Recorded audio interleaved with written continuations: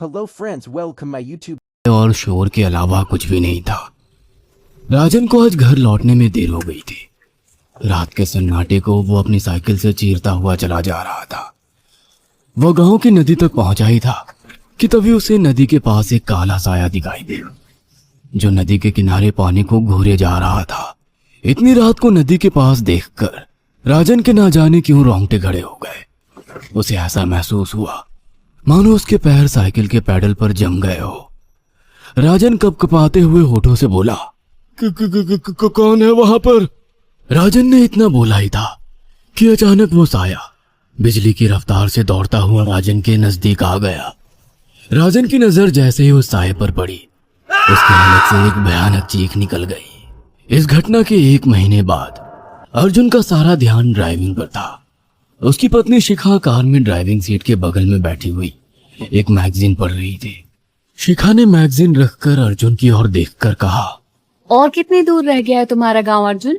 बस थोड़ी दूर रह गया है, आधे घंटे में हम पहुंच जाएंगे। तुम्हारे चेहरे पर इतनी टेंशन क्यों है? टेंशन क्यों नहीं होगी शिखा, मैंने अपनी माँ को बगैर बताए तुमसे लंदन में शादी जो कर ली। पता नहीं माँ तुम्हें देखकर कैसे रिएक्ट करेगी। डोंट वरी अर्जुन, मुझ पर भरोसा रखो। तुम्हारी माँ को मनाने की जिम्मेदारी मेरी है। आई होप शिखा ऐसा ही हो। यकीन मानो अगर ऐसा हुआ ना तो मेरे ऊपर से एक बहुत बड़ा बोझ उतर जाएगा। अब मुस्कुरा भी दो यार। अच्छा, तुम बता रहे थे कि गांव में तुम्हारी बहुत बड़ी हवेली बनी हुई है, कुछ बताओ ना अपनी हवेली के बारे में। अरे 15 मिनट में हम वैसे भी पहुंचने वाले हैं, तुम खुद देख लेना। कुछ ही देर में अर्जुन अपने गांव वीरपुर अपनी हवेली में खड़ा हुआ था। अर्जुन की मां अर्चना देवी अर्जुन के स्वागत के लिए हवेली के बाहर खड़ी हुई थी। अर्जुन ने दौड़कर अपनी मां के पैर छुए और डरते हुए बोला, ये शिखा है मां, मेरी पत्नी। हम दोनों ने लंदन में शादी कर ली। अर्जुन की बात सुनकर अर्चना देवी मुस्कुराकर बोली, कोई बात नहीं बेटा, एक ना एक दिन तो तुझे शादी करनी ही थी।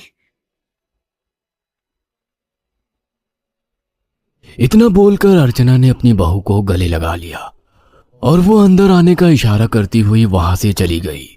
अर्जुन को अपनी मां का ये बिहेवियर देखकर बहुत ज्यादा हैरत हुई। उसे उसकी मां इस बार बहुत बदली हुई सी लगी। अर्जुन पूरे 10 साल बाद लंदन से आया था। अर्जुन उन्हीं ख्यालों में खोया हुआ था कि उसके कानों में उसकी पत्नी शिखा की आवाज टकराई। अब क्या बाहर ही खड़े रहने का इरादा है क्या? अंदर नहीं चलोगे? कौन से ख्यालों में गुम हो गए? मुझे लगा था माँ को मेरी शादी के बारे में जानकर बुरा लगेगा, मगर माँ को तो जैसे कोई फर्क ही नहीं पड़ा। अजीब आदमी हो, ये तो अच्छी बात है। मुझे मेहनत करने की जरूरत ही नहीं पड़ी। चलो अब अंदर भी चलो। अर्जुन और शिखा अंदर की ओर चले गए। अर्जुन ने देखा कि उसकी हवेली में सन्नाटा पसरा हुआ था। उसे याद था कि उसकी हवेली में बहुत सारे नौकर चाकर हुआ करते थे। डाइनिंग टेबल पर डिनर के दौरान अर्जुन अपनी माँ से जो बोला वो सुन उसकी पत्नी शिखा और रहस्यमय अंदाज में मुस्कुराकर लगातार दिखे जा रही थी। माँ, हवेली के सारे नौकर कहाँ गए? मैंने सबको छुट्टी दे दी बेटा। लेकिन क्यों माँ, तुम्हें तो काम करने में बहुत ज्यादा तकलीफ होती होगी। नहीं बेटा, मुझे कोई तकलीफ नहीं होती। कुछ वक्त से मुझे सुकून और सन्नाटा अच्छा लगता है। अर्जुन इससे पहले अपनी माँ से कुछ कहता कि उसकी माँ ने उसे बोलने से रोक दिया। अर्जुन चुपचाप खाना खाने लगा। खाने के बाद अर्जुन और शिखा बेडरूम में चले गए। अर्जुन बेड पर सोच में लेटा हुआ था कि अचानक शिखा अर्जुन से लिपट गई और वासना का तूफान अपने चरम पर पहुंच गया था। अचानक शिखा को दरवाजे पर 2 लाल लाल आंखें दिखाई दिए। उसे ऐसा लगा जैसे कि कोई उसे देख रहा हो। शिखा ने तुरंत बेड से उठकर अपने कपड़े पहन लिए। क्या हुआ शिखा? अर्जुन, मुझे ऐसा लगा जैसे कोई हम दोनों को देख रहा हो। पागल हो गई हो क्या? हवेली में सन्नाटा पसरा हुआ है, एक भी नौकर चाकर नहीं है। तुम्हें वहम हुआ होगा। तुमने तो सारा मूड खराब कर दिया शिखा, अब सो जाओ। उस रात अर्जुन तो गहरी नींद में सो गया, मगर शिखा की आंखों से नींद कोसों दूर थी। अगली सुबह शिखा जल्दी उठकर किचन की ओर चली गई, मगर उसने देखा कि उसकी सास अर्चना नाश्ता तैयार कर चुकी थी। माँ आपने तकलीफ क्यों की? मुझे बुला लेती आप। शिखा की बात सुनकर उसकी सास अजीब से अंदाज में शिखा की ओर देखने लगी। उनके देखने के अंदाज में पता नहीं ऐसा क्या था कि शिखा को अपने रोंगटे खड़े होते हुए महसूस हुए। अर्चना धीरे धीरे करीब कदमों से शिखा के करीब आकर बोली, कोई बात नहीं बेटी, तुम्हें अब यहीं रहना है। तुम सिर्फ मेरे बेटे के साथ प्यार से रहो और जल्दी से मुझे एक पोता दे दो। काम की चिंता मत करो, वो सब मैं कर लूंगी। कुछ ही दिनों के बाद अर्चना गर्भवती हो गई। उसे हवेली में रहते हुए 6 महीने से ज्यादा वक्त हो चुका था और इन 6 महीनों में उसने नोट किया कि जब से वो गर्भवती हुई है उसकी सास अचानक से आकर उसके पेट पर हाथ फेरने लगी और अजीब से अंदाज में उसके पेट को घूरने लगती।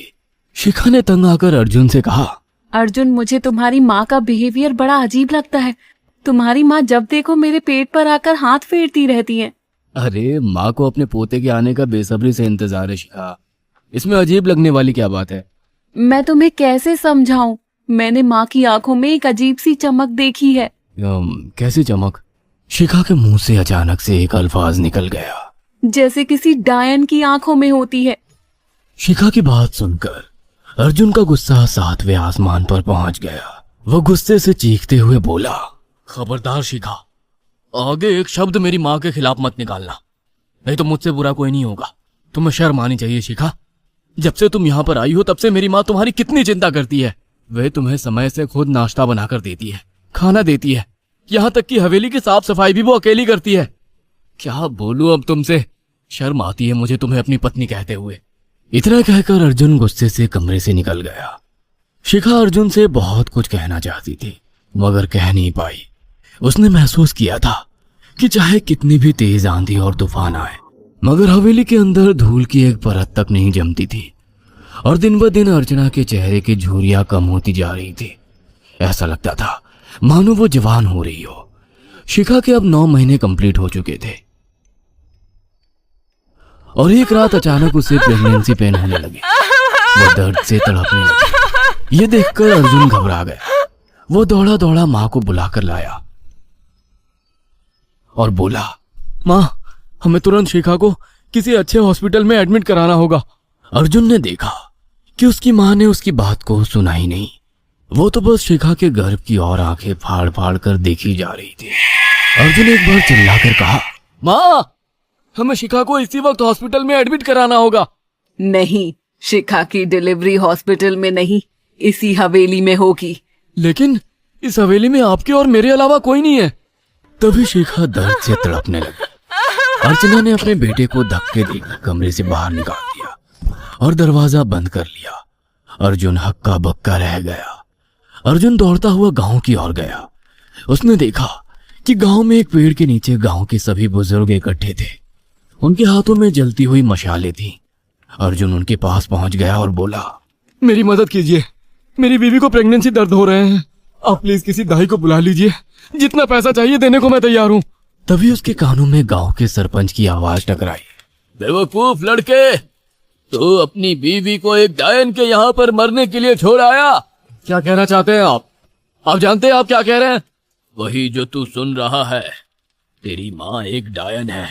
इन गांव वालों के हाथों में जो मशाले देख रहा है ना, हम तेरी ही हवेली में आग लगाने जा रहे थे।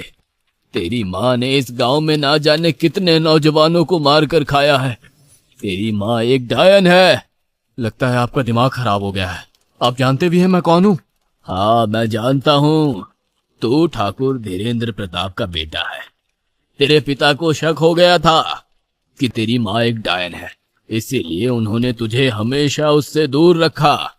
पहले तेरी माँ ने तेरे पिता को मारा और धीरे धीरे करके वह हवेली के सारे नौकरों को मार कर खा गई और फिर गांव वालों को भी मारने लगी। और अब तो तेरे होने वाले बच्चे को खाएगी, क्योंकि डायन को नवजात शिशु का मांस खाना बहुत पसंद होता है। अगर मेरी बात पर यकीन नहीं है तो चलकर मेरे साथ तो खुद अपनी आंखों से देख ले।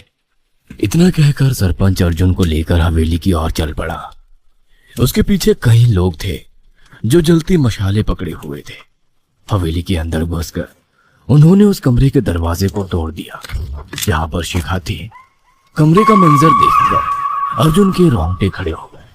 उसने देखा कि उसकी माँ एक बेहद भयानक रूप में उसके बच्चे का मांस खा रही और उसकी पत्नी शिखा फर्श पर मरी हुई पड़ी थी और पूरा फर्श खून से लाल था।